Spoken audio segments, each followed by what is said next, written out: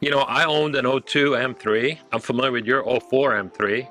I have an '02 M3 convertible, E46 chassis, and how similar in dimensions they were. But not only does it appear to be about the same dimensionally, it even feels like it. So I would say it's the modern day successor to the old E46 M3. Now when we get to the engine, it's the S58, it's from the G80, G82, G83, M3, M4. Now it says it produces 20 horsepower less, at least the spec sheet, but I know BMW underrates their horsepower, but I would imagine they produce the same amount of power on the dyno. Now we got twin turbo, right? We got naturally aspirated. How is throttle response? Well, I think most of our viewers know the answer to that. Yeah, unfortunately with the turbos, you know, you don't get that instant throttle response. There's definitely some lag there. Although it's significantly better than back in the old days. I had a Porsche 944 turbo, and there was lots of lag there. These twin turbos spool up quicker, but there's a way around it. Once you press the clutch, this is a manual transmission, and I love the way it shifts. But once you press the clutch, that boost drops, so that there's definitely has to build back up. So the best probably transmission, even though we like manuals and love them, and we want to save the manual, but the automatic is probably preferred to keep the boost up. Yeah, I mean, there's two schools of thought on this. The automatic keeps the boost, keeps the turbos spooled up, so you don't get that drop off. Yeah, and I don't know if the turbos, they're the same size, same diameter on the impeller, but you designed engines, how could they potentially improve the lag? Yeah, so we use some compounding turbo technology on diesel engines where we had two turbos. We had a small turbo that would respond quicker and help the bigger turbo come up to RPM quicker also. I honestly don't know what the setup is here. I don't know if these are sequential or not. But I drove that first version of an M2 at Circuit of the Americas. We have that video on there as well. Yep, and the previous gen version one is a competition one that you drove at COTA. Right. And I was very impressed with that car. I didn't play around with the M1 and M2 modes that the owner has programmed in there, but chances are that you could probably, if you go to sport mode or track mode, I'm sure it would minimize the amount of lag as well.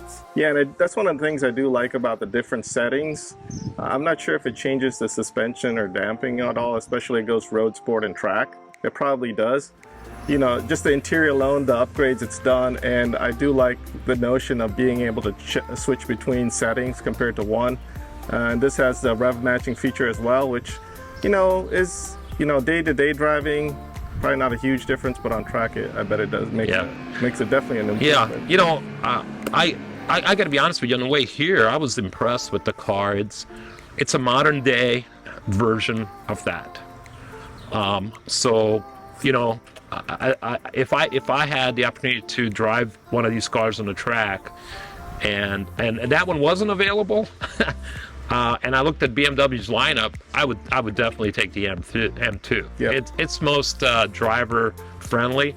Not only that, but $14,000 is a significant difference between this M2 and M4. Right. Okay. Yeah. So if you try to spec them like for like, base versus base, etc., that's quite a bit of money. I mean, that's enough money to buy an E46 M3 convertible like the one I have. The fact is that the horsepower only helps you in acceleration. The weight, the additional weight of this car, which is significant at least 400 pounds, is not going to allow the car to slow down as rapidly or respond in corners as well.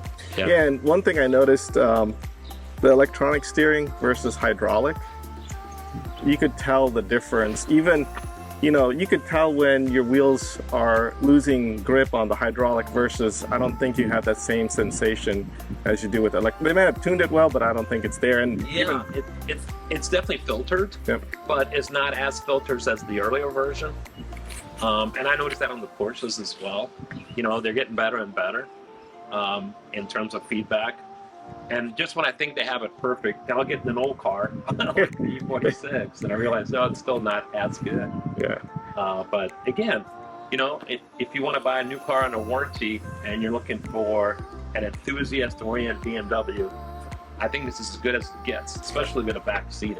Yeah, I mean, inside, dimensionally, the feel definitely feels small, like the E46, which I like. And the rear seats, you do have them, but they're good for storing your jacket or your helmet, just like my M3. I never go back there. That's why if you see all E46 M3, the back seats are perfect because no one ever sits back there. Yeah. Now, go from interior to exterior. What are your thoughts on the style? You know, I like it. I like the blistered fenders. Reminds me of the original E30 M3. I think that's a great look. I like the proportions. We already talked about that. You know, I like the wide aggressive stance. I like the power bulge.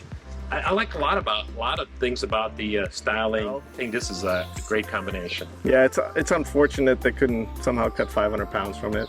That would have been the best. Well, maybe the competition sport model will get us there. You know, remember there's always cost involved. So yeah, you can start going to forged wheels and carbon fiber this and that to lighten it. Yeah. I think that CS when it comes significant costs. Yeah, I think when that CS comes down, maybe it'll reduce it by 100, 200 pounds, but it'll probably add another 20,000 to it or 30,000. With that, my name is Jag. I'm Boris. And we'll see you later. Thank you.